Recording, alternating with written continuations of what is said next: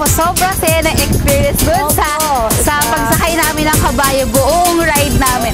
Maganda po doon magsama ng pamilya nyo, mga kaibigan nyo. Kasi po talaga kayo. Opo, tsaka makapag-bonding talaga kayo habang nakakay sa kabayo. Tsaka sobrang rewarding yung experience na makikita niyo yung mga bundok, lahat ng puno, sobrang ganda po talaga. Sobrang saya. At siguradong babalikan niyo po to.